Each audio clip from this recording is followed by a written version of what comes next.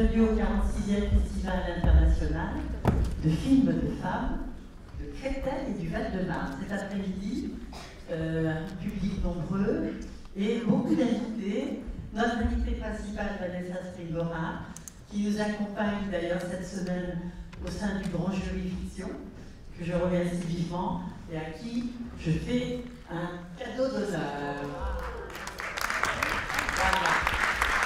Pour vous remercier d'être avec nous et vous remercier principalement pour le livre Le Consentement, qui a été vraiment un événement assez formidable, à la fois dans l'intimité de chacun et chacune des lectrices et des lecteurs, mais aussi de façon nationale.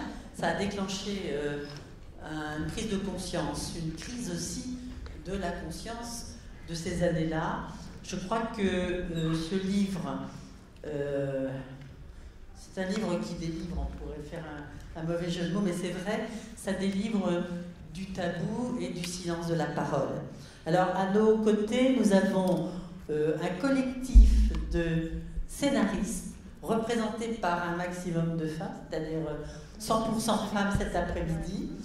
Et nous aurons donc deux parties à notre rencontre.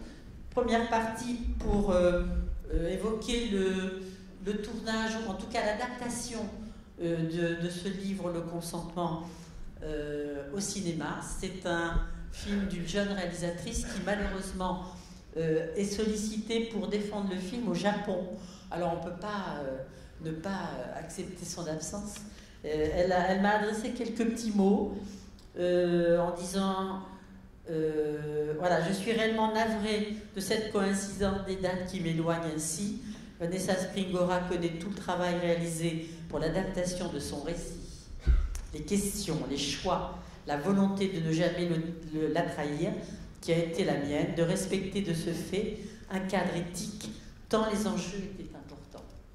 Donc on peut peut-être parler un petit peu dans le déroulé de cette première partie de votre travail avec Vanessa. Je voulais saluer parmi le public la présence de 4 membres de l'UPEC, qui est une université importante à Créteil, Université Paris-Est Créteil, qui va lancer la semaine prochaine son premier festival en l'honneur des écrivaines à l'université. Donc je voulais les remercier d'être présentes, Rosanna De Angelis, Claire Fourquet-Gracieux et Stéphanie Génant, et on leur donnera la parole tout à l'heure au moment de l'échange avec le public. Soyez toutes et tous les bienvenus.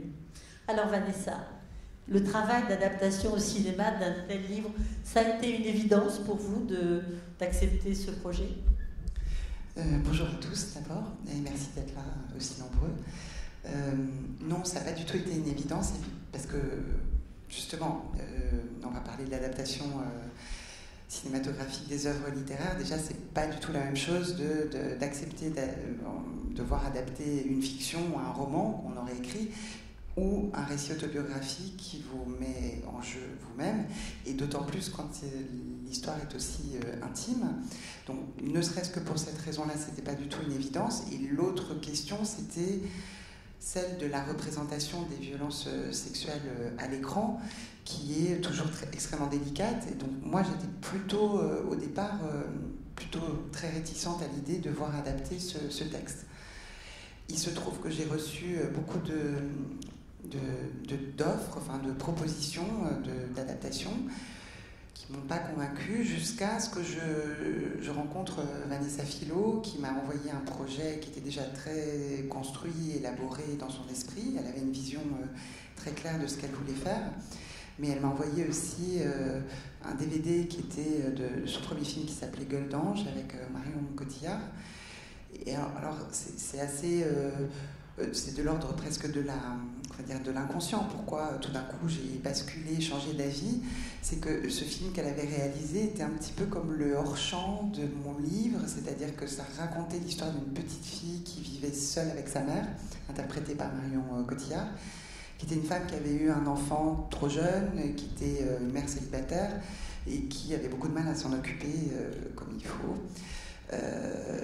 Voilà, et c'était cette relation qui était filmée à hauteur d'enfant par les yeux de cette petite fille qui voyait sa mère en fait sombrer dans tout un tas d'addictions et s'éloigner d'elle, et qui devait prendre un peu la place de la mère et s'occuper de sa propre mère, qui était quelque chose que j'avais vécu moi aussi. Donc ça m'a touchée en fait, cette espèce de familiarité tout de suite entre elle et moi, d'imaginaire. C'est quelque chose que je n'avais pas beaucoup développé dans mon livre, mais qui était là en germe. Et je me suis dit aussi que sa façon de filmer cette petite fille me garantissait a priori pour moi la chose la plus importante, le fait qu'elle saurait protéger une très jeune actrice sur un tournage de toutes les violences évidemment que je ne souhaitais pas voir se reproduire une deuxième fois chez une autre adolescente. Donc ça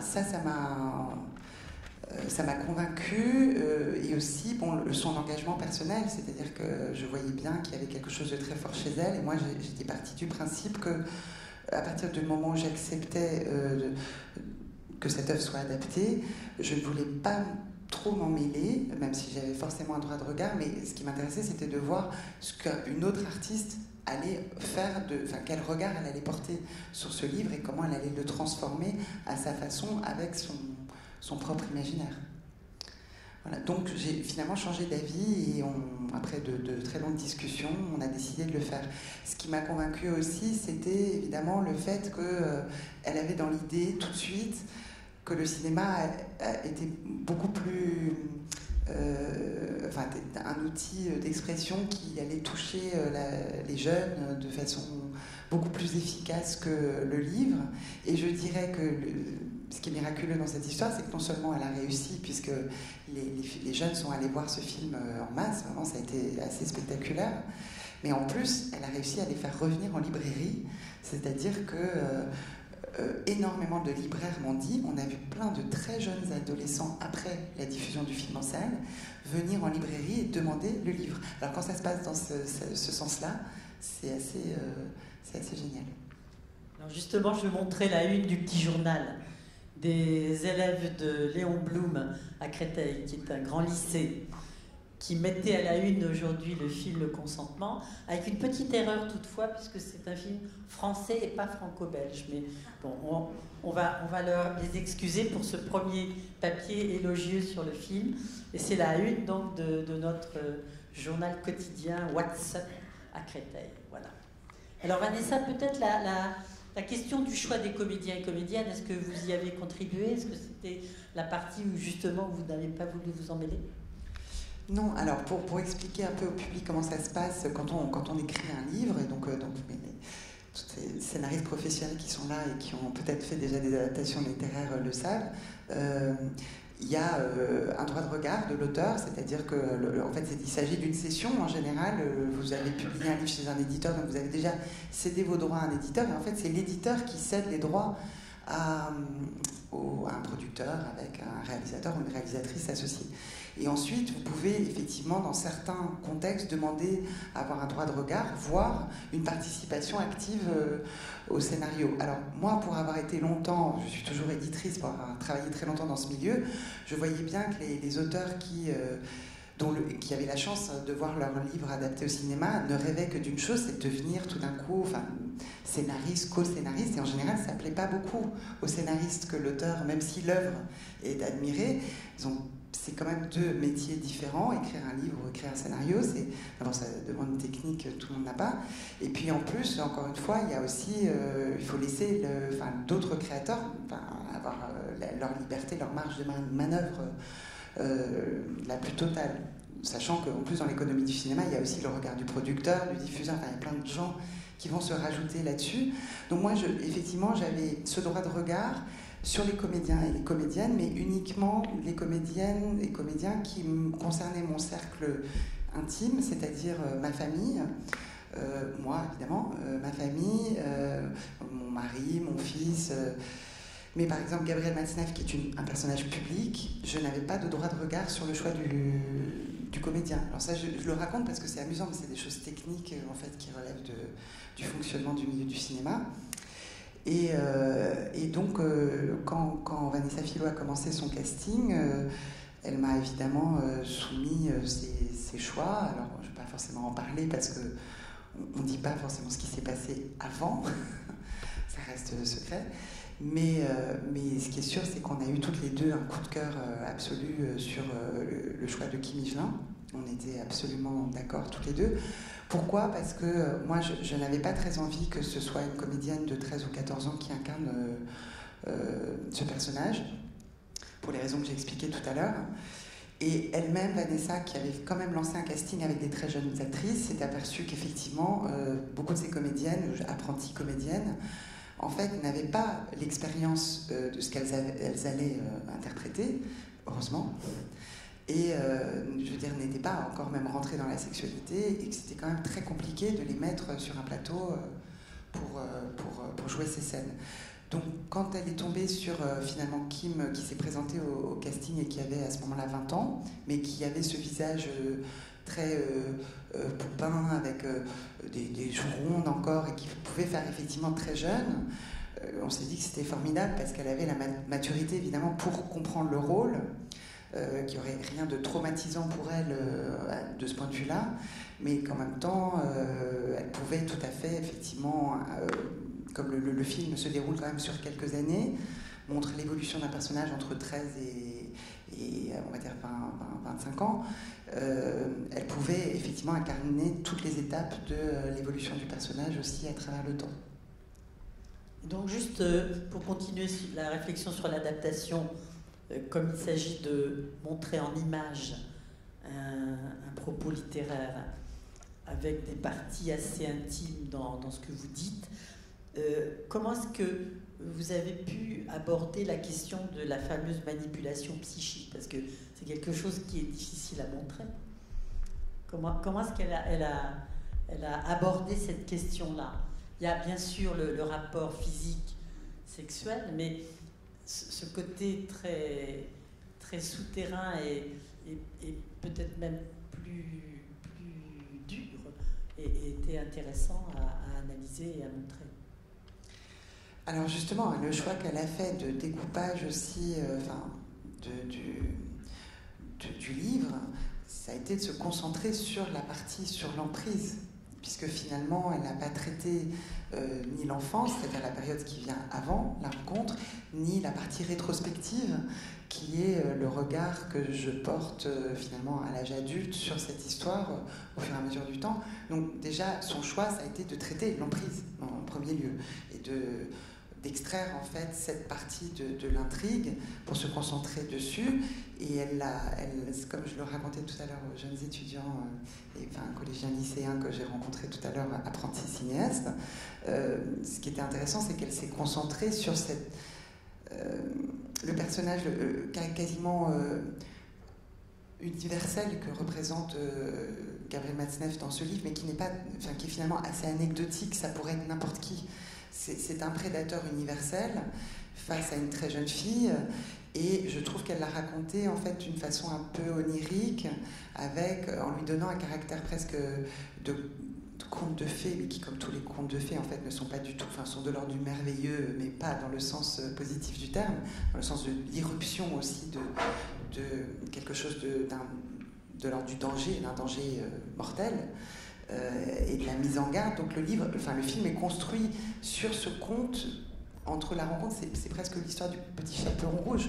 En fait, c'est drôle parce que c'est une métaphore qu'a reprise Judith Godrèche récemment en parlant des petites filles et cet imaginaire-là. Et dans mon livre, d'ailleurs, le conte de fées est aussi assez présent dans les premières pages, parce que je trouve que c'est très important les histoires qu'on raconte évidemment aux enfants et notamment aux petites filles.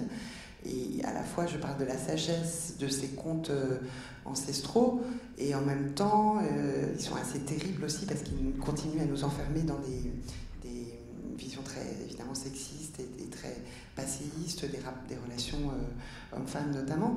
Mais en tout cas, sur la question de la prédation, ils sont effectivement très pleins d'enseignements, et donc je crois qu'elle a construit son scénario un peu comme un conte en réécrivant cette structure presque archaïque de la rencontre, et puis ensuite la façon dont l'héroïne doit s'extraire de ce piège, et comment elle parvient elle-même d'ailleurs à s'en sortir et à se libérer de cette emprise. Il y a quand même quelques scènes humoristiques dans le récit. celle par exemple de la chorale où les gentilles copines signalent à l'intéressée qu'elle va être cocue. Alors ça m'a paru à la fois tragique et en même temps assez humoristique, parce que c'est un état d'esprit loin de la dimension dramatique finalement pour vous. Ça dépend, parce que moi c'est une scène que j'ai vécue et c'était extrêmement cruel, et ça montre que en fait la cruauté et la complaisance est partout, mais c'est-à-dire que à l'époque, parmi mes camarades de classe, donc en quatrième, donc à 14-15 ans, quatrième, troisième, eux-mêmes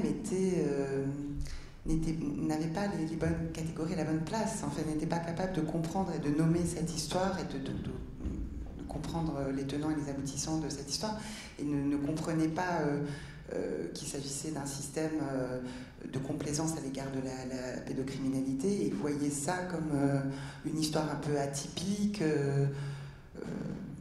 et étaient aussi eux-mêmes très cruels. À aucun moment, aucun de mes camarades ne m'a considérée comme une victime. Donc ils faisaient partie d'une certaine manière, mais les pauvres, je veux dire, à leur dépens, je leur en veux pas du tout, mais je pense qu'ils pensaient que moi, je me plaçais dans une forme de surplomb vis-à-vis d'eux, parce que je vivais cette histoire avec un homme qui avait largement l'âge de mon père, et même beaucoup plus. Donc il y avait quelque chose de l'ordre de l'anormal, mais qui pour eux, qui percevaient, enfin, qui projetait chez moi comme une forme d'arrogance donc il y avait une forme de vengeance, de pouvoir me dire ah, mais t'es cocu, on l'a vu avec une autre fille, etc. Enfin, alors que ce que je vivais était en fait un calvaire. Mais ça, c'était ce qui était très touchant. Là, on sort complètement du champ du cinéma, mais pas mal de ces anciens camarades, dont certains que j'avais complètement perdu de vue, m'ont écrit après la sortie du livre pour me dire à quel point ils s'en voulaient, en fait, et à quel point ils s'en voulaient de n'avoir rien compris à l'époque. Donc ça aussi, c'est intéressant de voir que les livres, comme les films, sont là aussi peuvent pas changer le monde, mais peuvent peut-être un peu changer notre regard sur le monde. L'effet prise de conscience a été très très violent aussi d'une certaine façon pour elle. Mais le contexte des adultes de cette période-là aussi, c'est-à-dire que vous n'avez pas été protégé ni par votre mère ni par les adultes qui pouvaient entourer votre enfance. Alors ça, c'est une autre partie de l'adaptation que j'ai trouvée intéressante, c'est-à-dire que tout en se concentrant vraiment sur la question de l'emprise, la question de l'emprise psychologique aussi, dont vous parliez tout à l'heure, qui est tout aussi importante effectivement que la prédation sexuelle en elle-même, Vanessa elle a essayé de mettre, mais de façon peut-être par petites touches impressionnistes comme ça, un peu toutes les complicités de la société, qu'elles apparaissent quand même dans le film, parce que malgré tout c'est un film d'époque. Je ne suis pas tout à fait sûre que puisqu'il se déroule dans les années 80, pour ceux qui l'ont vu, et je ne suis pas sûre qu'effectivement cette histoire pourrait se dérouler exactement de la même manière aujourd'hui, encore que, mais enfin on espère qu'il y a quand même une évolution sociétale depuis quelques années. En tout cas depuis les années 90, il y a eu un changement aussi de regard sur la pédophilie, mais en tout cas là ce qui était intéressant c'était de mettre les différentes institutions qui apparaissent dans le film, c'est-à-dire qu'on voit l'école qui est les profs tout aussi malsains et pervers, le prof qui lorgne sur la jeune Vanessa, pardon de parler de moi à la troisième personne, mais parce que ça devient un personnage qui m'échappe aussi, et ça c'est aussi une histoire que j'ai vécue.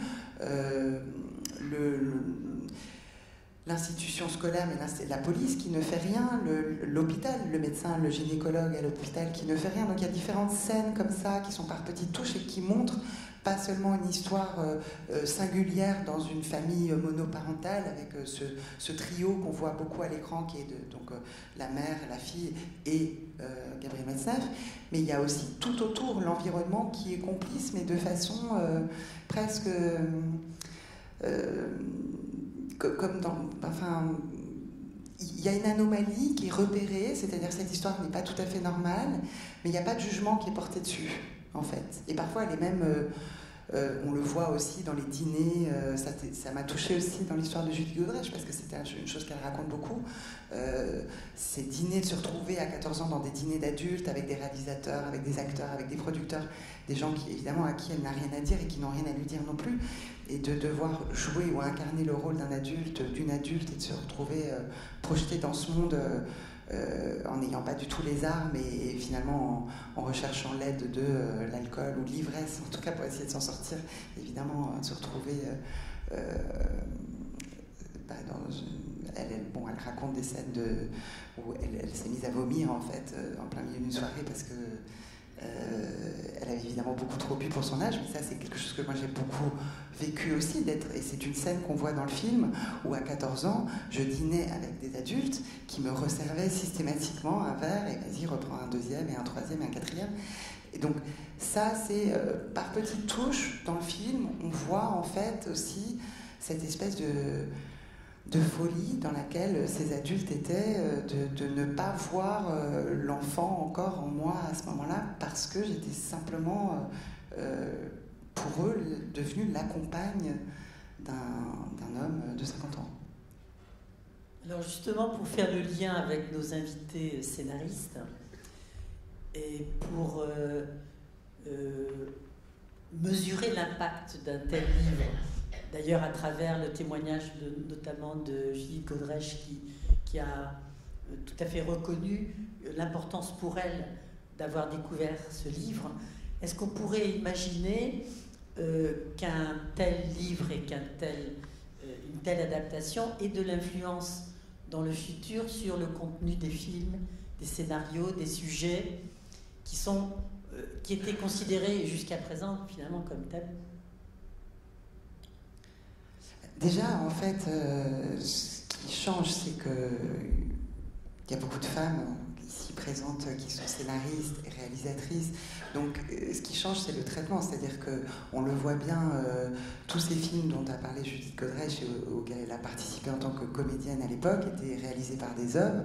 Donc, c'était un regard masculin porté sur l'adolescence et sur cet âge de transition très beau, très poétique et qui forcément crée quelque chose à l'écran de magique, mais qui était filmé dans une démarche en fait complètement prédatrice à l'époque. Donc ce qui va changer, je pense, et ce qui a déjà commencé à changer depuis un certain nombre d'années, heureusement, c'est d'assister à des films qui sont réalisés par des femmes qui parlent de la jeunesse, de l'adolescence ou de l'enfance avec leur propre regard et parfois leur propre expérience. Ça change énormément. Alors ça ne veut pas dire que je pense qu'il n'y a pas de réalisateur masculin, d'ailleurs je voudrais le dire, je pense que certains hommes aussi ont fait des films très beaux dans une démarche tout autre. Mais là on parle de ce désir très malsain voilà, qui court comme ça dans le cinéma d'auteur français notamment et qui rétrospectivement est problématique. Et je pense que oui, évidemment, toutes ces œuvres... Et ces prises de parole, ces œuvres changent au fur et à mesure non seulement le contenu des œuvres auxquelles qu'on va voir naître, mais aussi les conditions de production, j'imagine, puisqu'il y a un certain nombre de garde-fous qui vont être mis aujourd'hui sur les tournages. Ça a déjà commencé, maintenant on parle de coach de l'intimité, etc. Enfin, il y a des choses qui ne peuvent plus se faire de la même manière qu'avant. Mais c'est surtout la question de la représentation, je pense, qui nous intéresse là ici en tant qu'autrice, toute aussi, c'est de voir comment on représente justement les corps et comment on représente la sexualité, et comment on représente aussi la domination et l'emprise. Alors Marion, tu prends la parole pour nous présenter donc nos invités de ce jour, qu'on est ravis d'accueillir. Merci d'être venu avec nous cet après-midi. Eh ben, merci à toi déjà Jackie pour l'invitation, on est ravis d'être là, de partager cette table ronde tout ensemble. Et bonjour à toutes, je vais peut-être commencer rapidement par présenter qui nous sommes au SCA et ensuite présenter nos invités et puis on débattra plus largement des questions qui ont commencé à être abordées ici.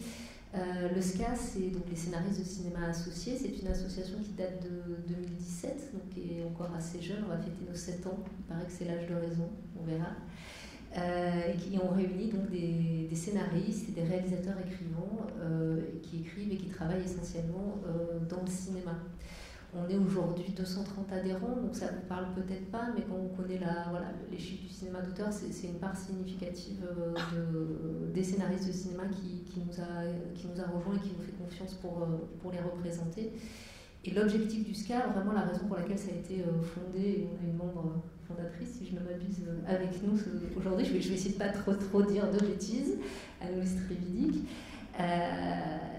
Un des objectifs du SCA était de faire connaître et de visibiliser ce métier de scénariste, qui est un métier de l'ombre, qui est un métier qui est assez peu représenté, qui est assez peu invité en festival, dans la presse, dans les journaux. Et on voulait défendre et mettre en avant. Et pour vous donner un peu une idée de type d'action qu'on mène, en plus donc, de ce genre de table ronde qu'on organise régulièrement en festival sur différents sujets, on se bat, puisqu'on est dans la question des droits des femmes, on se bat sur des enjeux sociaux, et notamment sur le fait que, par exemple, aujourd'hui, quand on est une femme autrice, avoir un congé maternité est quelque chose qui est de l'ordre du chemin de croix, du calvaire, je ne sais pas quelle métaphore on peut utiliser, mais quelque chose qui est extrêmement difficile, et on aimerait faire en sorte de pouvoir accompagner les femmes autrices dans des congés maternité décents, corrects. On travaille sur des enjeux de visibilisation en étant présente en festival, et aussi on travaille sur des enjeux économiques, parce qu'aujourd'hui, par exemple, dans le droit d'auteur tel qu'il est constitué en France, il n'y a pas d'encadrement des rémunérations. Donc vous pouvez demain décider de payer un scénario des clopinettes si ça vous chante, et on est en train de militer pour qu'il y ait un encadrement de l'écriture. Et là où je rattache ça aussi à la question des femmes, c'est qu'en fait, Virginia Woolf l'a dit, pour pouvoir écrire, il faut une chambre à soi, il faut des capacités aussi économiques de pouvoir le faire. Et donc offrir une situation aux scénaristes dans leur ensemble, et aux femmes scénaristes en particulier, qui leur permettent de travailler, fait partie des enjeux qu'on défend. Donc cet après-midi, on a 4 invités avec nous. Je vais passer la parole à Maya Affar, qui co-organise la table ronde avec nous pour présenter peut-être... Ouais. Merci Marion. Peut-être avant de présenter nos invités, on peut remercier aussi Isabelle Blanc du SCA qui nous a... Isabelle, voilà, je ne sais pas où elle est. Voilà, on a organisé cette table ronde à 3, Maya, Isabelle. Exactement. Merci Isabelle. Donc voilà, comme disait Marion, on a la chance d'avoir 4 invités, 4 femmes scénaristes, toutes les 4 membres du SCA, qu'on va présenter rapidement. Je vais commencer par toi, Anne-Sophie. Donc Anne-Sophie Nanki, tu es scénariste et réalisatrice. Tu as notamment coécrit À genoux les gars de Antoine Desrosières, qui était sélectionné à Cannes dans la section Un certain regard en 2018. Tu as également coécrit la série documentaire Exterminate All the Brutes de Raoul Peck pour HBO. En 2022, tu as réalisé ton premier court-métrage, Ici s'achève le monde connu, qui a fait une très belle carrière en festival, qui a reçu une vingtaine de prix à travers le monde. Depuis, tu as réalisé un second court-métrage et tu développes actuellement ton premier long-métrage, qui est, si j'ai bien compris, une adaptation du premier court. Voilà. Et en plus d'être membre du SCA, tu es membre du collectif 50-50 et du comité de pilotage du CBESA, qui se traduit, je crois, par Centre des études noires européennes. C'est bien ça ? Voilà. Voilà pour... Donc ensuite, on passe à ta voisine Anne-Sophie, non, Anne-Louise Trévidic, donc scénariste également. Anne-Louise, tu as commencé par faire un DEA en littérature anglaise, si je ne me trompe, avant de basculer donc vers l'écriture de scénarios. Parmi tes premières œuvres, il y a L'âge des possibles de Pascal Ferrand, qui était un téléfilm Arte pour la collection Les filles et les garçons, tous les garçons et toutes les filles de mon âge, qui a eu un certain retentissement, et la carrière que l'on sait. Après ce premier téléfilm, tu travailles aussi avec Pierre Trévidic sur un programme de la collection Un cercle d'écrivains, et notamment sur le cas de Philippe Lovecraft. Et vient ensuite ta rencontre avec Chéreau pour Intimité, et le début aussi d'une longue collaboration, puisque vous allez faire 4 films ensemble. On reviendra sans doute pendant le débat à cette collaboration-là.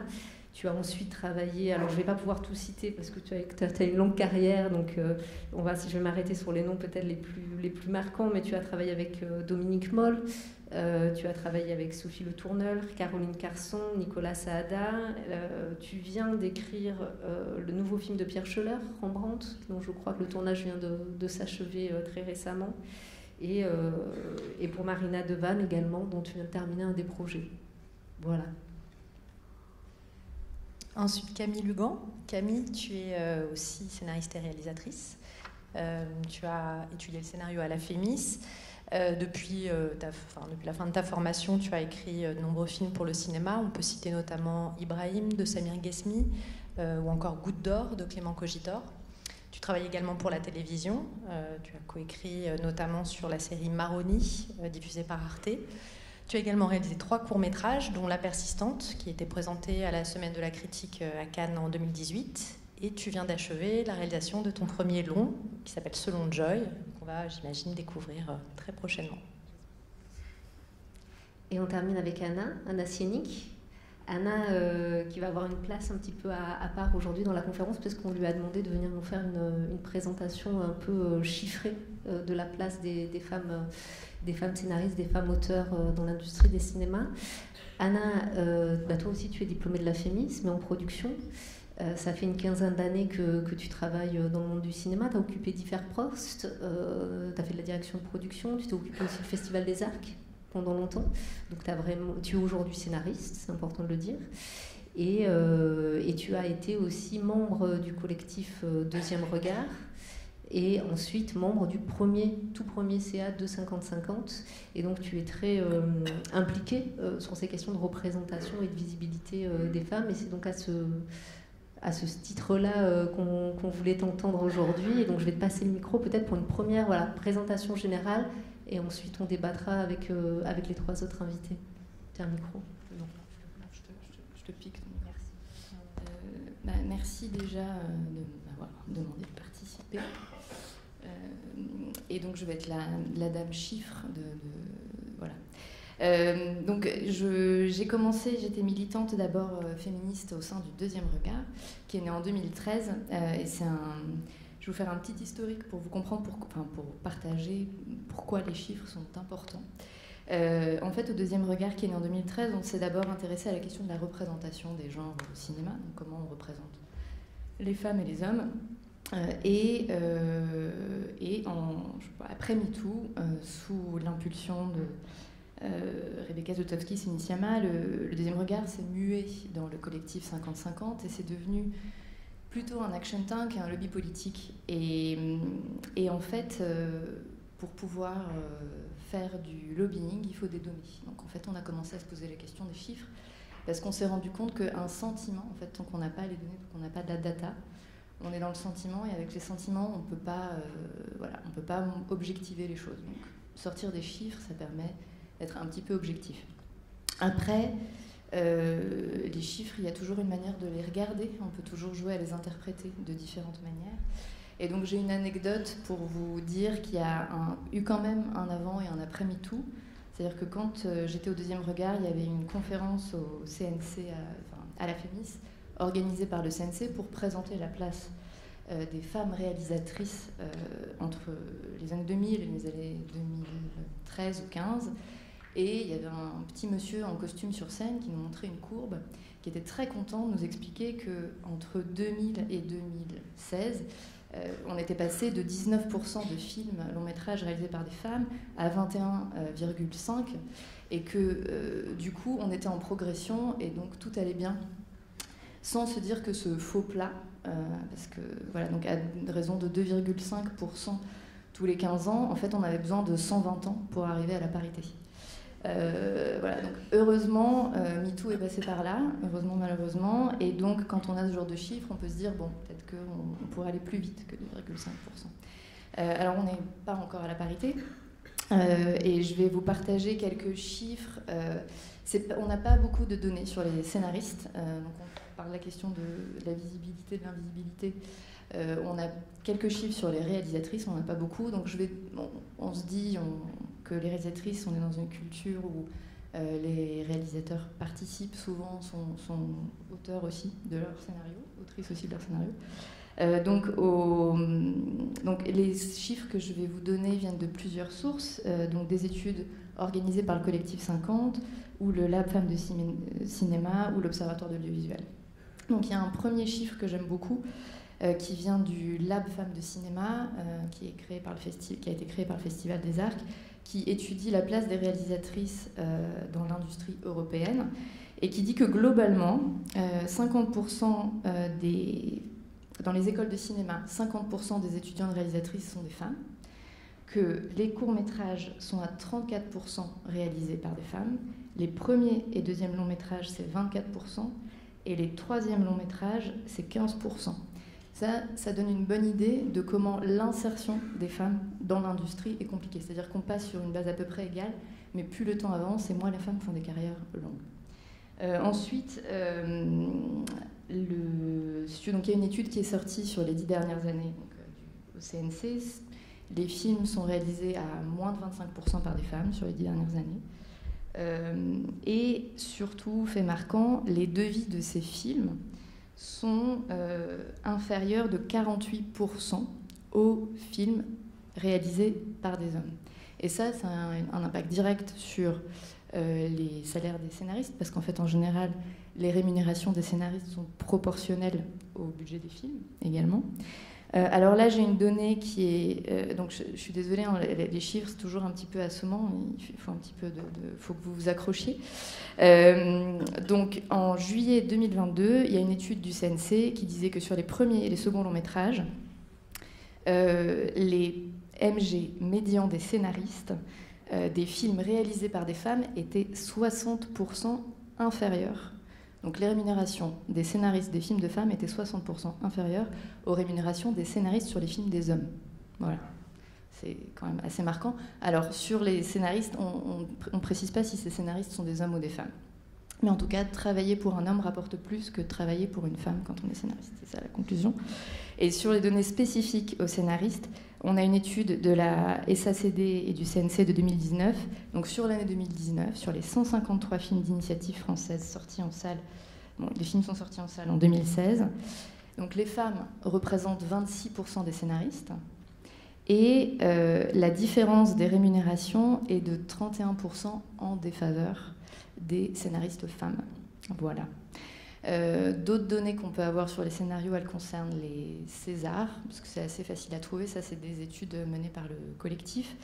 Donc, juste pour que vous ayez une idée, les femmes représentent à peu près 30% des scénaristes dans la profession. Donc, ça, c'est des chiffres CNC.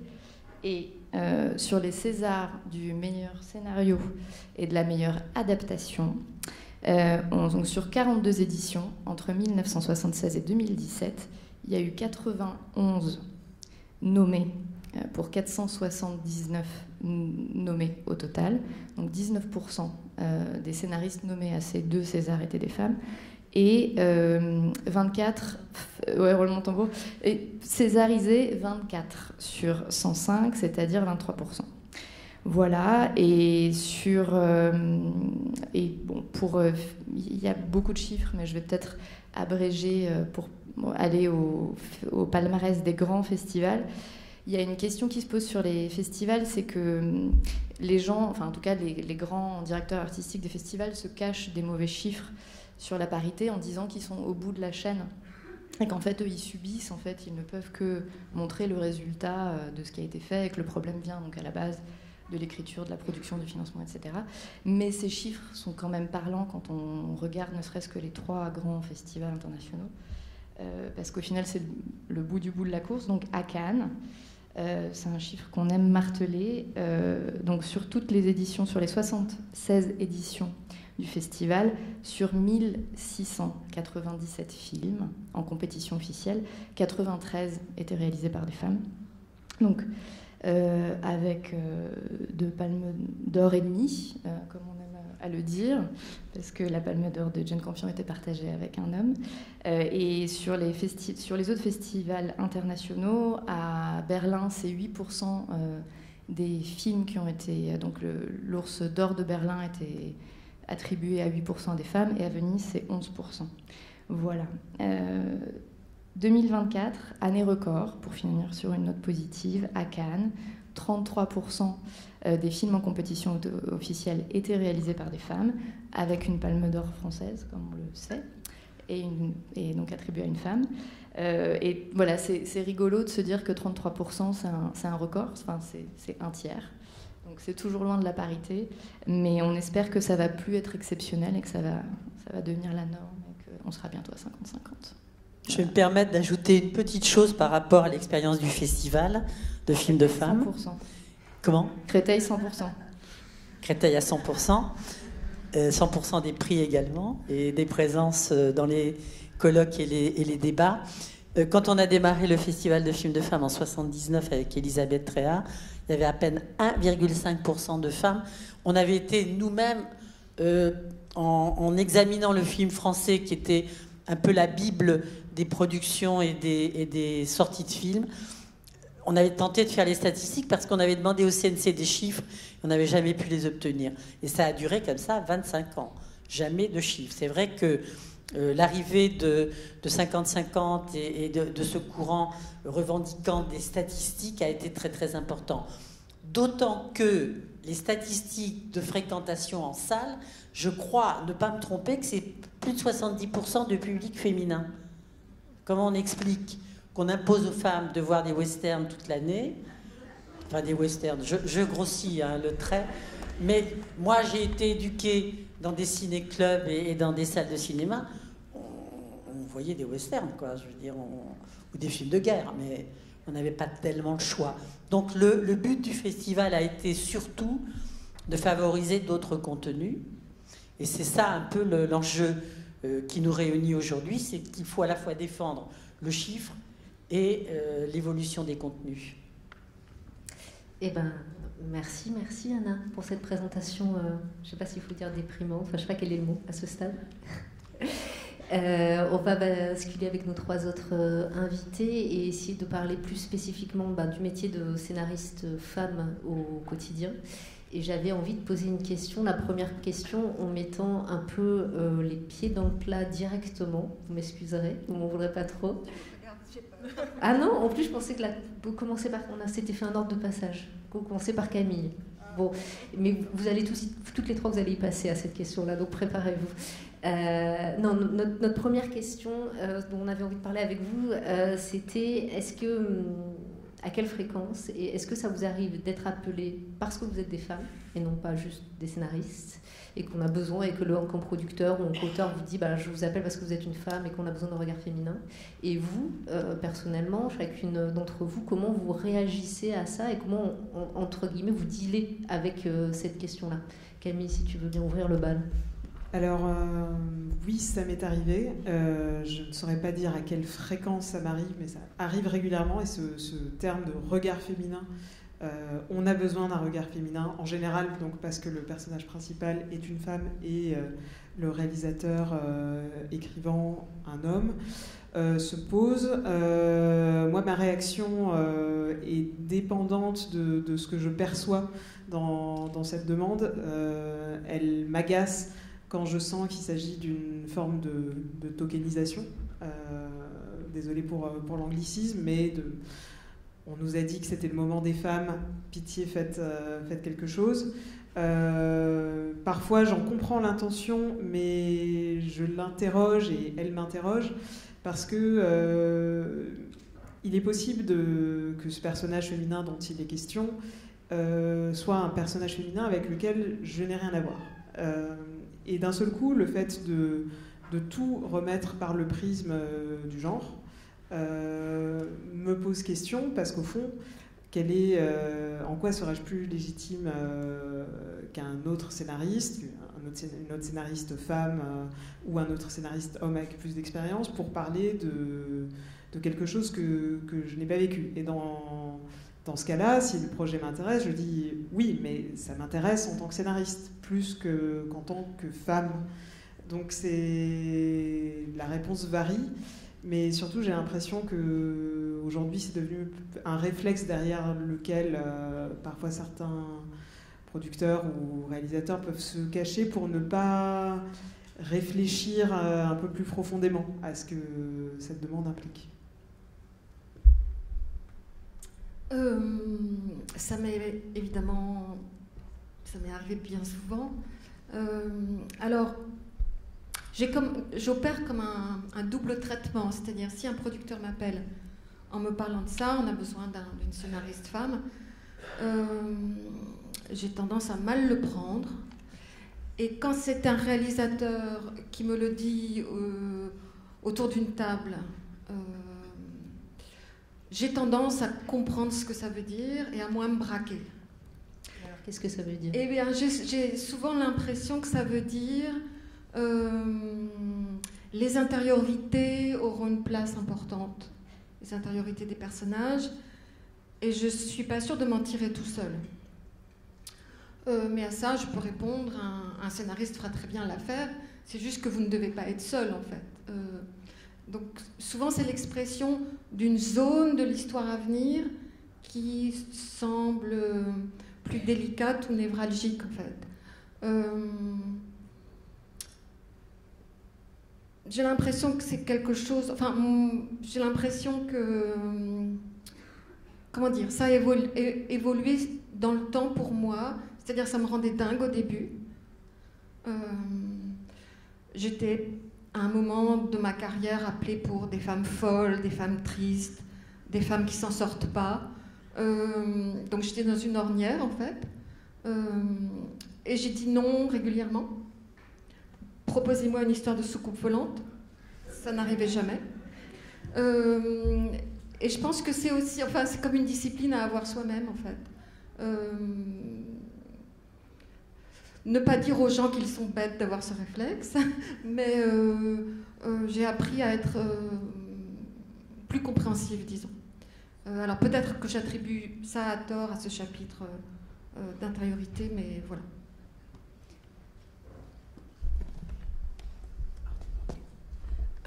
Merci.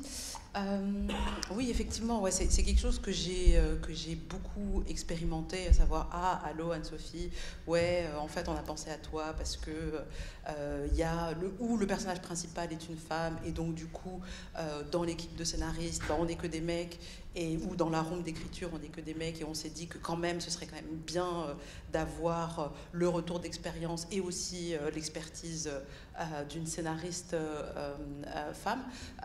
Après, ma réaction, elle dépend vraiment, comme tu disais, du dispositif dans lequel on me propose d'entrer, en fait. C'est-à-dire que si je sens que on me sollicite pour mon expérience en tant que femme, et ça peut éventuellement être intéressant. Si je ne suis pas là pour faire la chasse au sexisme, à la misogynie, etc. Si je ne suis pas là pour corriger les versions presque def des textes avant l'envoi à la production, quoi. Ce qui est un peu le piège dans lequel j'ai pu me retrouver et que je sais identifier assez rapidement et dans lequel vraiment j'évite de retomber, quoi. C'est sûr que en plus de l'expérience, il faut véritablement que je sente qu'on vient me chercher aussi pour mon expertise technique, quoi, parce que l'idée c'est pas de faire la police en fait dans les textes. Après écrire un personnage féminin, c'est vrai que ça sollicite plein de zones de nos identités et de notre pratique. C'est sûr que en fait, ça me rappelle un extrait en fait, d'une interview de Denzel Washington à qui on pose la question, mais en fait, est-ce qu'il faut nécessairement être un réalisateur noir pour réaliser tel film dont il faisait la promo à cette époque-là, et en fait, il fait la différence entre en fait, il explique que la question n'est pas raciale, mais qu'elle est culturelle, en fait, et que l'identité de l'histoire qu'on raconte est aussi ancrée dans une certaine culture. Et il parle en fait de ce que tous les Afro-Américains ont expérimenté au moins une fois dans leur vie, qui est, en tout cas pour les petites filles et les jeunes femmes, qui est en fait l'odeur que dégage en fait le cheveu crépus au moment où la maman le lisse au fer le dimanche matin avant d'aller à l'école. Et ça, à part les Afro-Américains qui en ont l'expérience depuis la petite enfance, il n'y a pas grand monde en fait qui sait qui le sait et qui est en mesure de le retranscrire aussi dans un film. Et je pense que pour ce qui est d'écrire des personnages féminins, de raconter des personnages de femmes à l'écran, il y a aussi cette dimension culturelle là qui est liée à notre expérience de tous les jours que les hommes n'ont vraiment pas, enfin sont à des milliers de kilomètres d'imaginer quoi. Donc si on vient me chercher aussi pour ça, c'est sûr qu'en tant que femme noire et scénariste, je suis à l'intersection de tout un tas de sollicitations.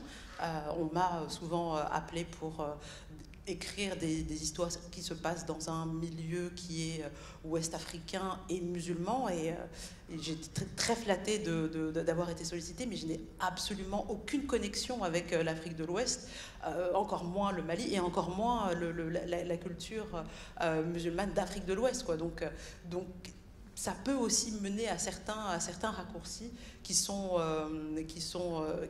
assez drôles à observer. Et c'est quoi la question déjà?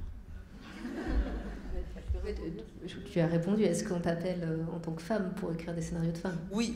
Mais on m'appelle aussi pour écrire des scénarios d'hommes, et je trouve ça très intéressant aussi parce que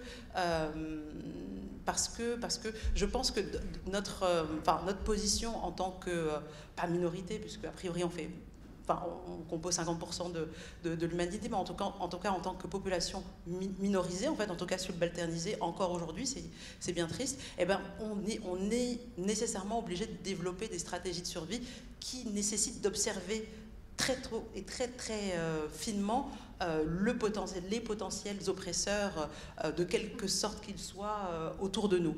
Et donc du coup, j'ai un peu tendance à dire, alors je ne sais pas si vous serez d'accord avec moi, mais en tout cas en tant que femme, on a plus de prédisposition du fait de notre expérience de femme à écrire des personnages masculins que des hommes à écrire des personnages féminins, juste pour le simple fait qu'ils ne sont pas obligés pour survivre, de nous étudier, de nous observer, de nous comprendre, de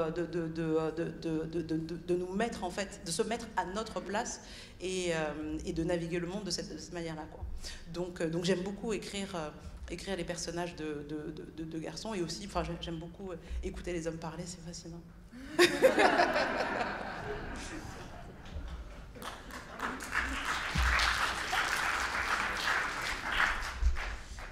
Pour rebondir sur tout ce que tu viens de raconter et peut-être faire réagir Anne-Louise et Camille sur le sujet, justement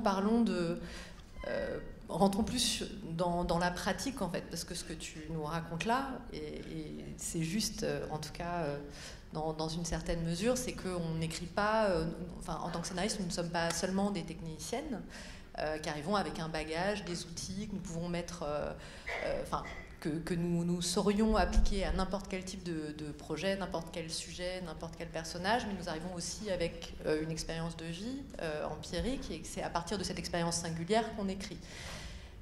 Là, je schématise de manière un peu binaire la question, parce qu'évidemment, il y a un peu des deux. On aimerait pouvoir considérer que c'est pas parce qu'on est une femme qu'on écrirait mieux un personnage féminin, mais est-ce que l'expérience que nous faisons de notre féminité nous rend plus aptes, comme tu le suggérais, peut-être, à traiter de l'intériorité d'un personnage féminin? Anne-Louise, peut-être? Je sais pas, je suis très sensible à ce que tu dis. Je pense que ce que nous avons en commun, c'est une vraie faculté d'observation qui est un poids même parfois. C'est-à-dire qui consiste quand même à voir trop de choses et à entendre trop de trucs tout le temps, dans lesquels il faut trier. Moi, j'ai vraiment l'impression de m'intéresser sans discrimination aux personnages.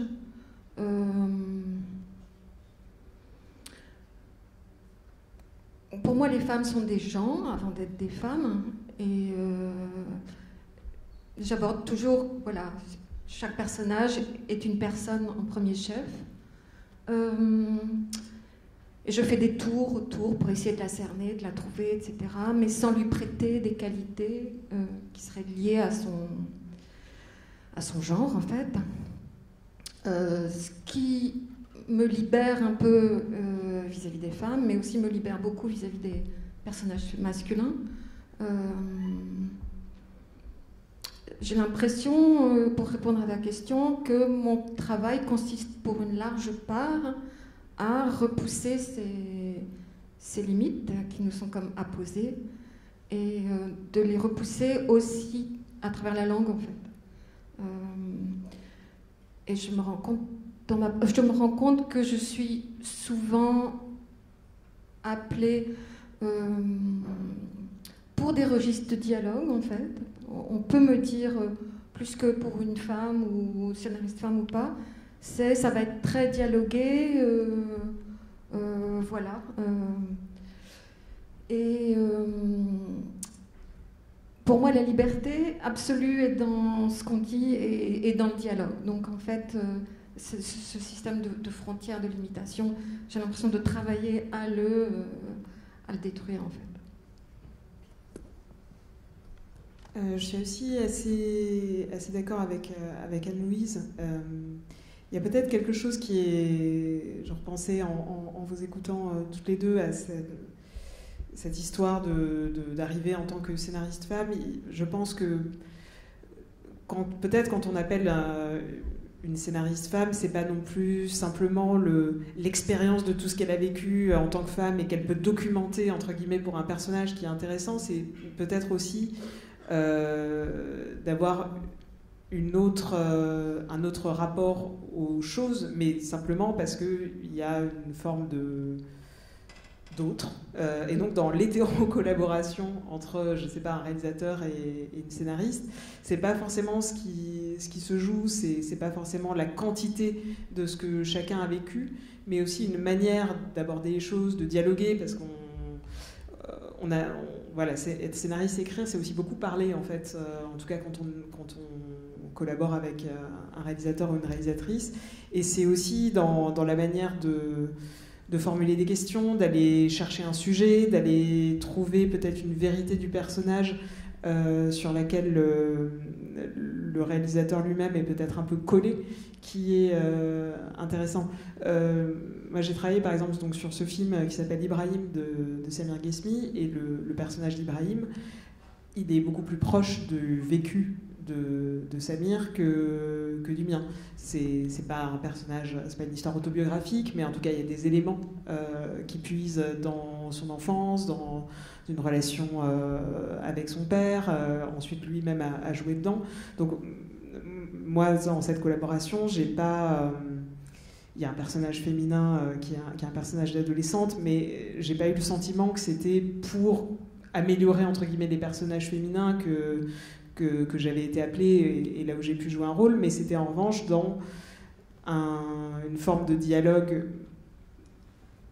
d'autre à autre que ça devenait intéressant et que quelque chose se passait parce qu'on n'avait pas les mêmes expériences, et aussi du fait que Samir était un homme, moi j'étais une femme, donc notre expérience du monde, mais comme vous l'avez dit toutes les deux, n'était pas la même. Anne-Sophie, tu aurais quelque chose à rajouter sur ce sujet? C'est dans la pratique de scénariste, est-ce que tu considères que être une femme, ça...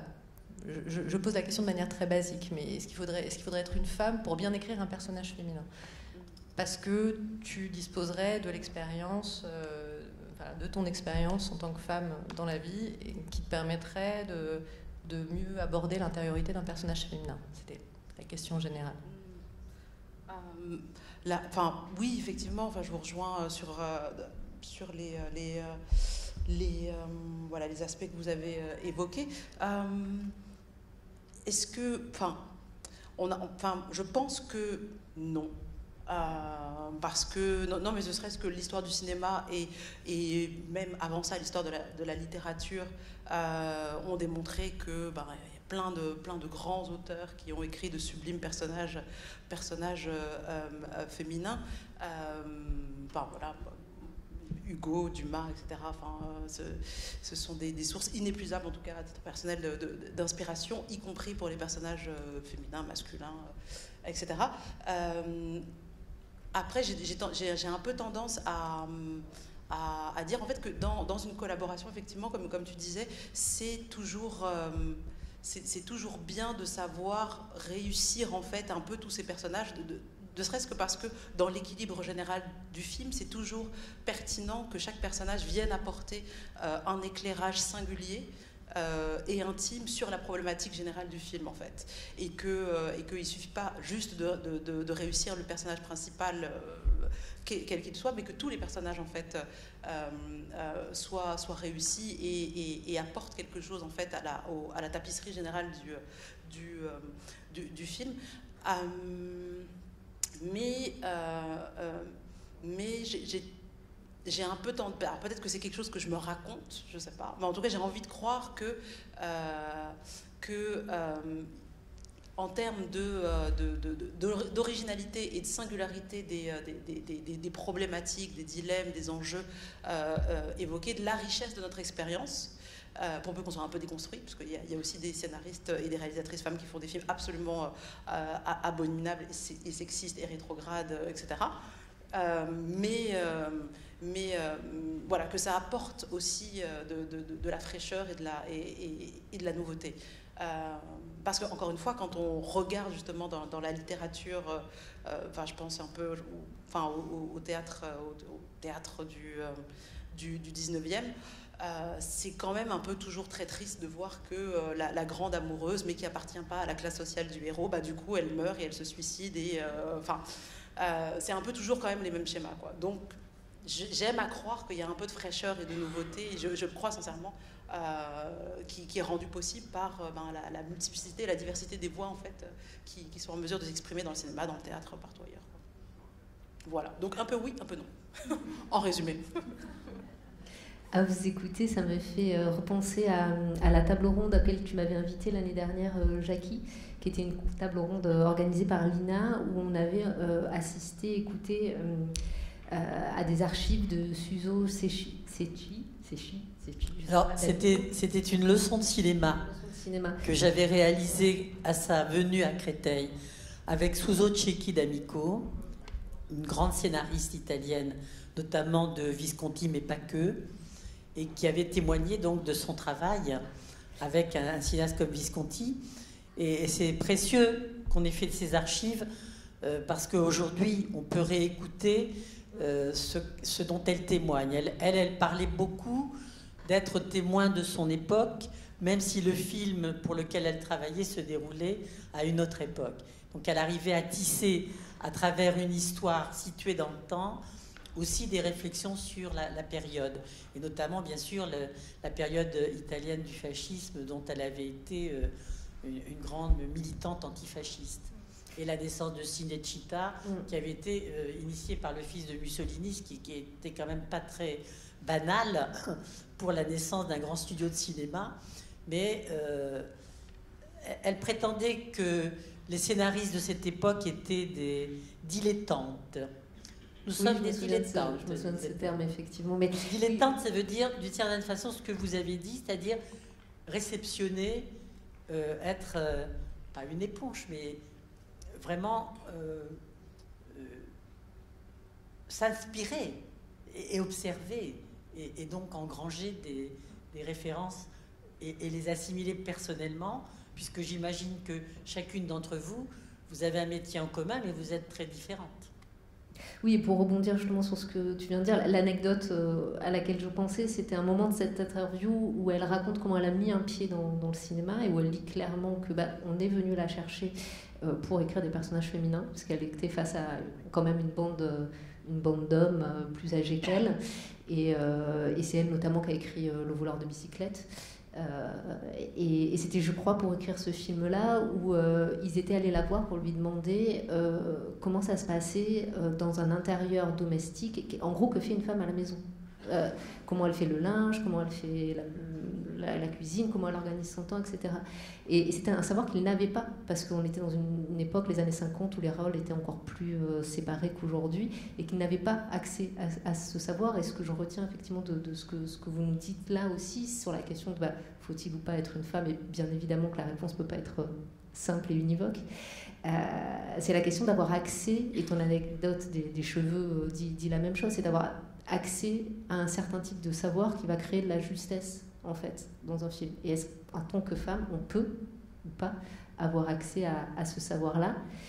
Et j'enchaîne sur une autre anecdote. J'aime bien les anecdotes, parce qu'on voulait aussi essayer d'élargir le débat à la question de, aussi parce que voilà, Vanessa Springora était avec nous cet après-midi, à essayer d'élargir le débat à la question de qu'est-ce que MeToo a fait à l'écriture du cinéma, à l'écriture du scénario, qu'est-ce que MeToo a fait à la question des représentations. Vous avez 2 heures. Et moi, j'avais une anecdote à vous partager là-dessus. C'est que j'ai eu l'occasion, en tant que scénariste, de collaborer à un film qui s'appelle La Terre des Hommes, de Naël Marandin. Et l'histoire de ce film est assez intéressante parce qu'il a commencé à écrire, donc c'est un homme, il a commencé à écrire vers 2015, quelque chose comme ça. J'étais pas encore sur le projet à l'époque. Je l'ai rejoint en cours de route. Et donc, son point de départ, très clairement évoqué, c'était l'idée de travailler sur un viol, et un viol qui se situait dans cette fameuse zone grise, entre guillemets, où il peut y avoir une petite marge d'évaluation. Et il voulait raconter ça, un homme qui ne voit pas qu'il est en train de commettre un viol, et une femme qui vit un viol face à lui. Et donc il commence à écrire le scénario, il fait ce qu'on appelle dans notre jargon scénaristique un traitement, qui est un résumé sans les dialogues, et il commence à le faire lire autour de lui, à des professionnels, des gens qui ont l'expérience de lire des scénarios, qui ont parfois fait 1, 2, 3 films eux-mêmes. Et un jour il m'appelle, il me dit voilà, j'ai eu un retour, j'ai eu le premier retour sur le texte, qui était de la part d'un réalisateur, qui lui avait dit en fait il n'y a pas de sujet dans ton film, ça parle de quoi? Et là, Naël lui répond au téléphone, excuse-moi, mais l'héroïne se fait violer page 15, ça lance le film, c'est à cause de ça qu'ensuite elle va se battre, etc., etc., etc. Et là, le réalisateur au téléphone lui répond, mais c'était un viol, parce que moi je croyais que c'était une relation certes désagréable, pas totalement épanouissante, mais il n'avait pas compris qu'en fait, c'était ce qu'avait vécu le personnage était de l'ordre, bien évidemment, du viol et du traumatisme pour la suite. Et donc moi, j'ai eu l'occasion et la chance d'accompagner l'écriture, et j'ai vraiment senti, dans la suite du financement du film, qui a eu lieu en 2018, le tournage en 2019 et la sortie à cause du Covid en 2021, une sorte de transformation où tout d'un coup, Naël en tant qu'auteur et puis moi en tant que collaboratrice, on n'avait plus du tout besoin d'expliquer que si c'était un viol au début du film, il y avait quelque chose dans la réception du film où ça c'était acquis. Les gens le recevaient comme tel. Et après, du coup, ils entraient dans le film. Certains l'ont aimé, certains l'ont pas aimé, peu importe. Mais en tout cas, il n'y avait pas de problème d'interprétation. Et donc, longue anecdote, pour donc lancer peut-être une deuxième partie dans notre débat et se poser cette question de l'intérieur, est-ce que ça a changé quelque chose, soit dans votre écriture de manière personnelle, soit aussi dans la façon dont vos interlocuteurs, qui sont les producteurs, les distributeurs, les financiers, reçoivent les textes sur lesquels vous travaillez? Est-ce que vous sentez un changement là-dessus? Je ne sais pas s'il y a quelqu'un qui veut prendre la parole en premier. Merci Camille.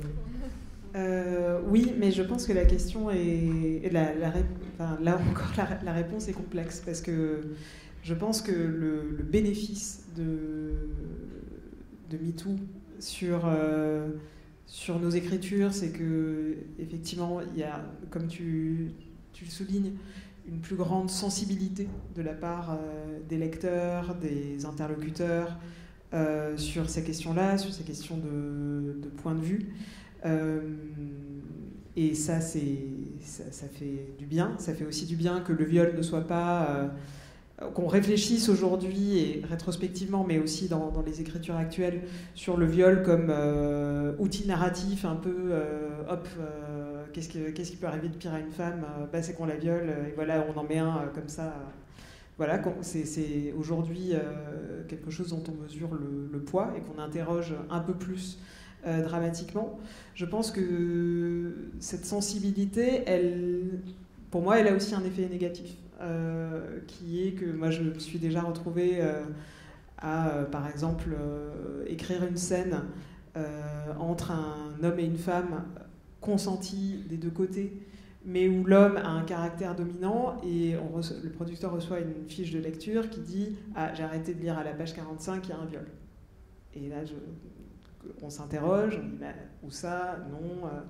Donc il y a... ou des réceptions critiques de scénarios, ou pour le coup, un viol qui a une justification dans le parcours du personnage ou dans l'histoire, enfin quelque chose qui a été réfléchi longuement, devient un repoussoir absolu, mais comme un acte réflexe. Donc, pour moi, on est un peu au deuxième temps de la dialectique dans cette question-là. Par ailleurs, j'ai interprété ta question post-MeToo étant vraiment centrée sur justement la question des violences sexuelles et de leur représentation dans nos scénarios. Oui, et pas on peut l'élargir aussi si le cœur t'en dit, mais peut-être on peut faire un premier tour de table là-dessus et puis élargir ensuite. Moi, je peux dire que ça n'a rien changé dans mon écriture, dans ma façon de travailler. Ce sont des questions qui m'ont toujours animée, je pense. Être ou pas en surplomb, comme disait Vanessa, par rapport au personnage.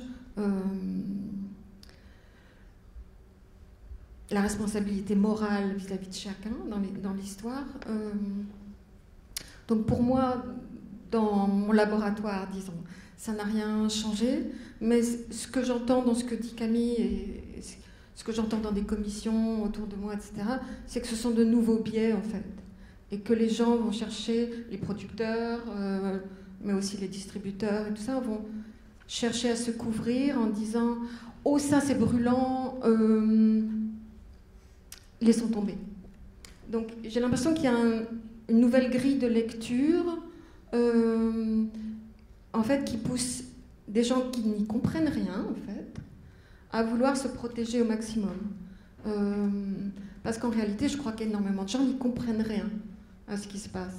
Et viol, pas viol, plaisir, pas plaisir, c'est le grand chambardement. Et donc, il y a comme des nouveaux cadenas, j'ai l'impression, qui s'installent partout, comme tu disais, c'est-à-dire y compris des lectrices très jeunes et qui, en fait, ont pris ça de face. Cette période, je pense, est très complexe pour des jeunes filles, pour des gens très jeunes, des jeunes garçons aussi, et je pense que c'est très dur de s'y retrouver. Et une partie de la profession, j'ai l'impression, préférera botter en touche plutôt que de choisir en conscience un sujet difficile qu'on traitera le mieux possible.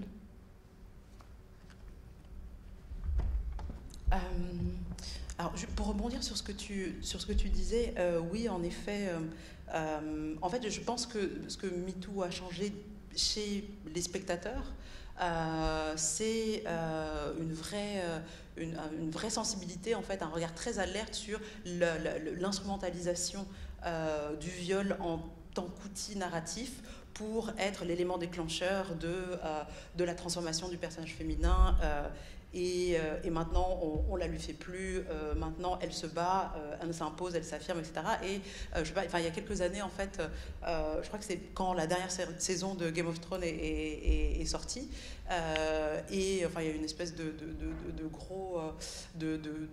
grosses polémiques en fait sur Twitter où les fans étaient là, en fait on en a marre en fait que tous les personnages féminins systématiquement doivent se faire agresser et violer pour pouvoir opérer leur mue, quoi.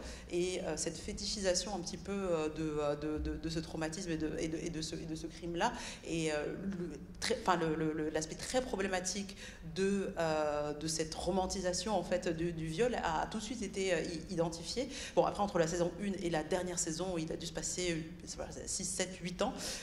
Donc du coup, et MeToo est passé par là entre-temps, donc c'est à ça que je ne suis pas une experte non plus, mais en pop culture, mais en tout cas c'est à ça que je vois que ça évolue. Un autre exemple aussi, pour ceux peut-être qui ont vu The Woman King, plus récent, le film où Viola Davis joue une reine d'un ancien royaume du Bénin qui lutte contre les Portugais qui veulent venir voler des esclaves, etc.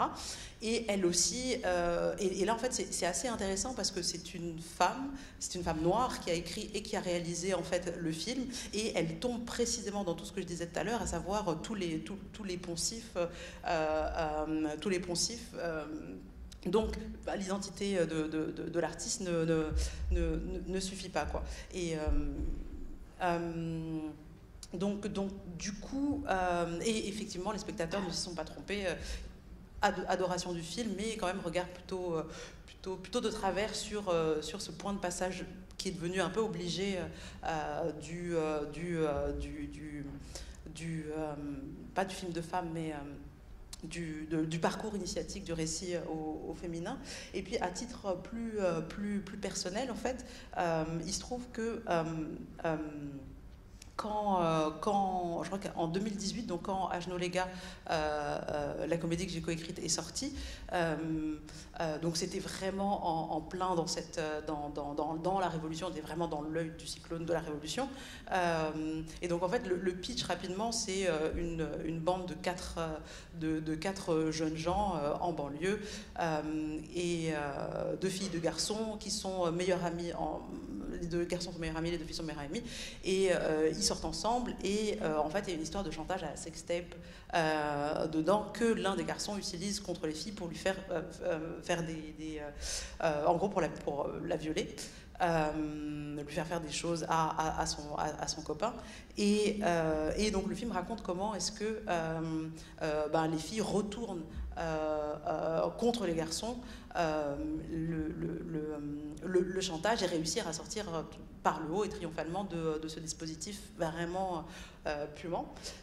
Et en fait, la manière dont ça a impacté MeToo, en fait, ce film-là, c'est que pendant le tournage, déjà, en fait, on a travaillé beaucoup à partir d'improvisation, mais ça a été vraiment au cœur, en fait, des sujets de conversation avec ces jeunes acteurs et actrices qui est des machins quand même, et au cœur aussi des improvisations. C'est-à-dire qu'on a essayé d'étendre, en fait, en tout cas d'embrasser l'actualité qui nous traversait dans le film.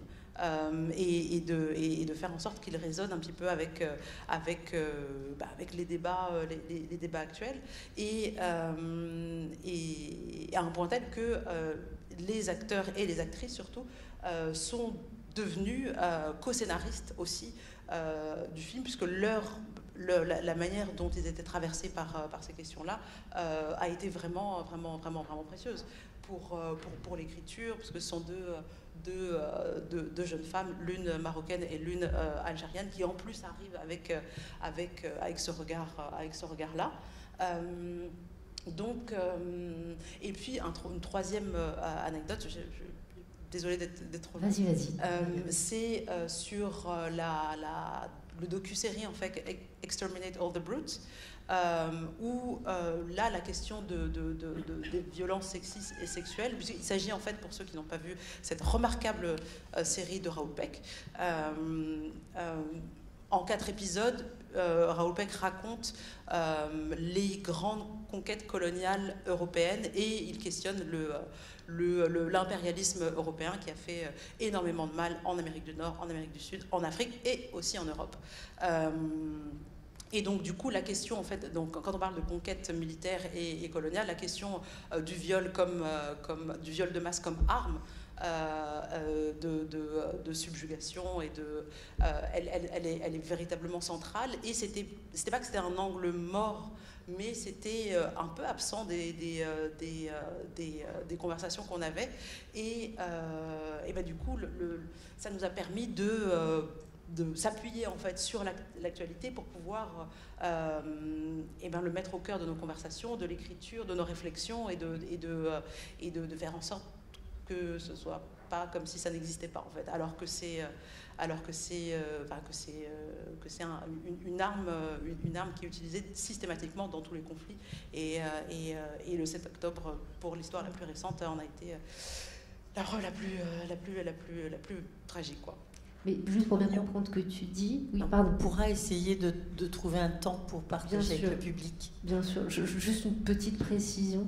Pour bien comprendre ce que tu dis, c'est toi qui as suggéré à Raoul Peck, dans le travail d'écriture, d'inclure cette question des viols de... Alors, on est plus... En fait, vous étiez plusieurs. On est plusieurs, oui, ouais. parce que comme c'est un docu-fiction, donc il y avait des documentalistes, des archivistes, moi qui étais scénariste, un plasticien aussi pour réfléchir un peu à cette œuvre hybride.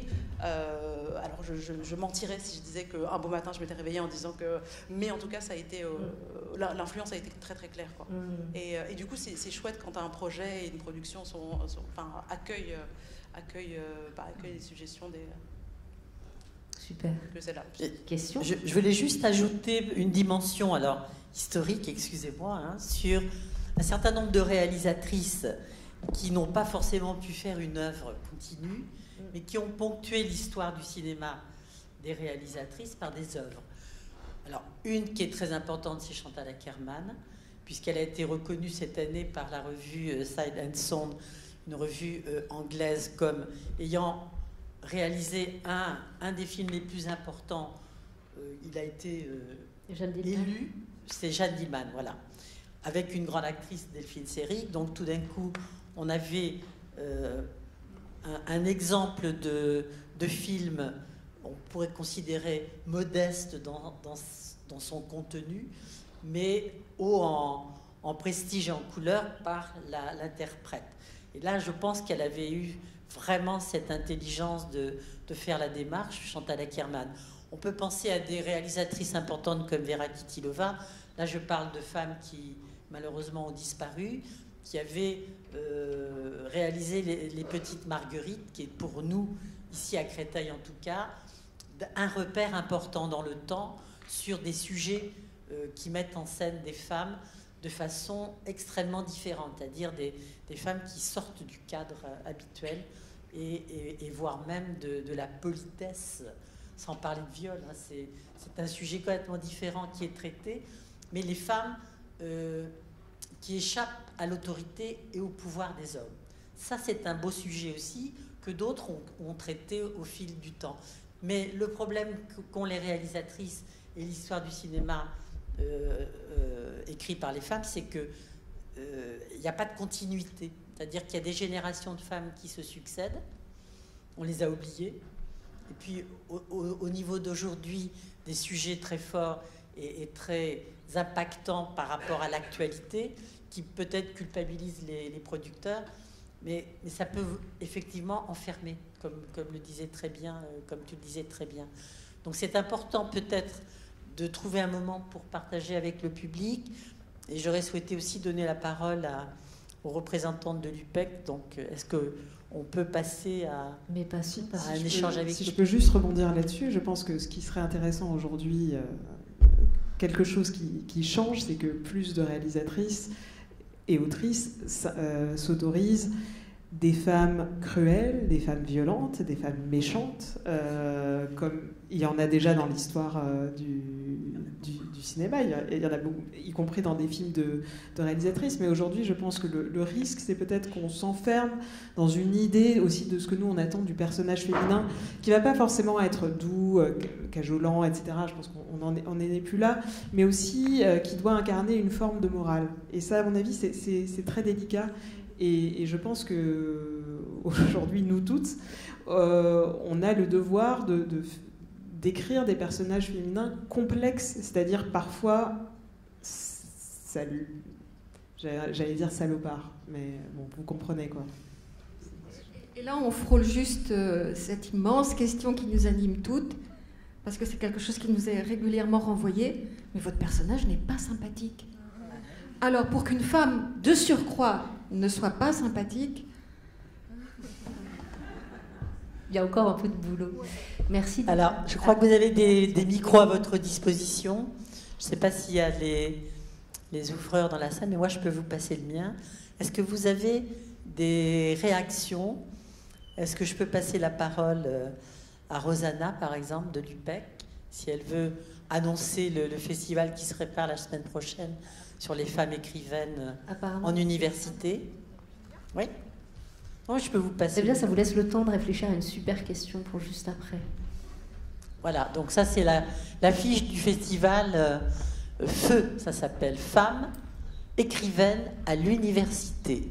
C'est une première manifestation qui va démarrer la semaine prochaine du 26 au 28 mars. Et je vais passer la parole à nos invités. Merci beaucoup Jackie, merci vraiment pour cette table ronde magnifique. Nous on en a des questions, mais si on commence, on ne sait pas. Alors merci beaucoup parce que, bon, juste 2 mots pour présenter ce nouveau festival qui est né grâce à cette collaboration magnifique entre le FIF et l'UPEC. On a réfléchi à des formes d'écriture différentes. Et voilà que donc le Festival des écrivaines à l'université est né.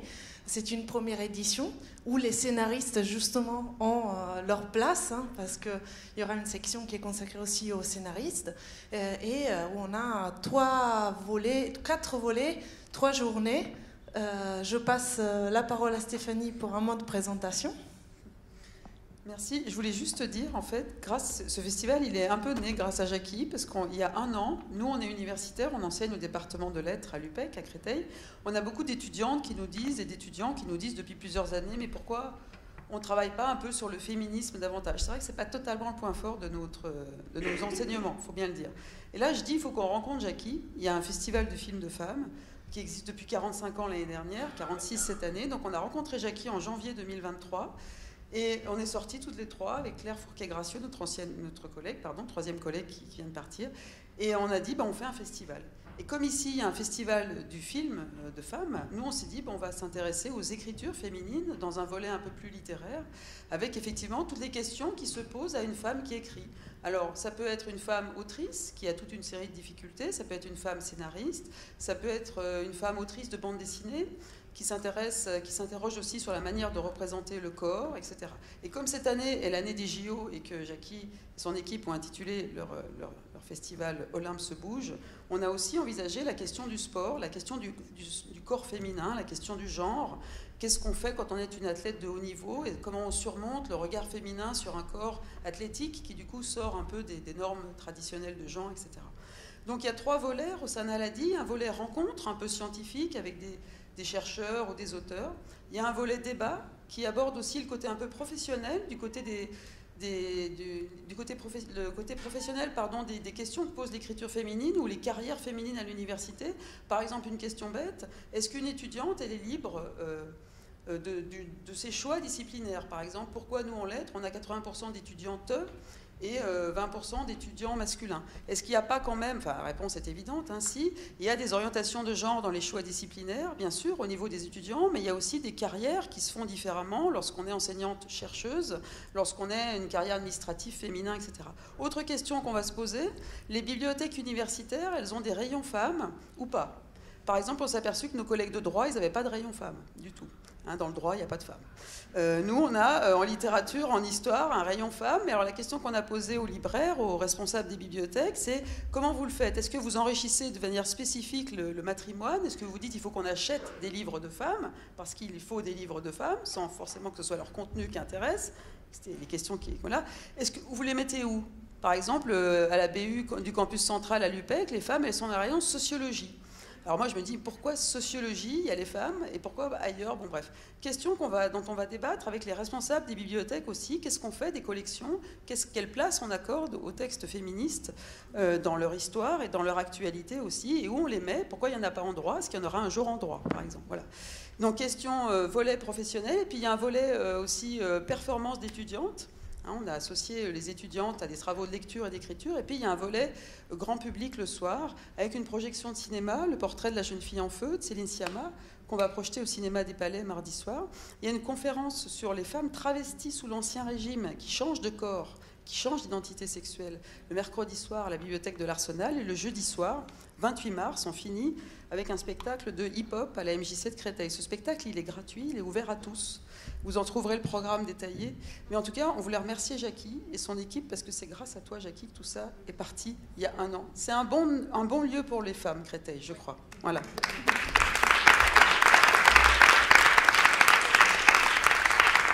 Je crois que nous devons nous quitter pour ce moment, passer ensemble. Et merci infiniment à Vanessa, à Marion et à toutes les scénaristes venus nous entretenir de leurs préoccupations, mais surtout de leur passion. Et c'est là où on trouve du renouveau. Et merci infiniment de vos questions, de vos réflexions.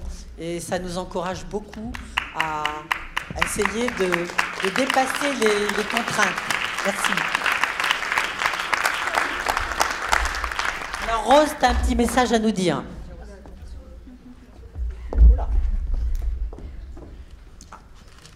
J'annonce simplement qu'à la sortie de la table ronde, devant la grande salle, il y a la signature du livre Le consentement de Vanessa Springora, qui était donc avec nous pendant la table ronde. Donc je vous invite, ceux qui sont intéressés, à nous rejoindre là-bas. C'est tout de suite. Merci beaucoup. Merci de votre écoute.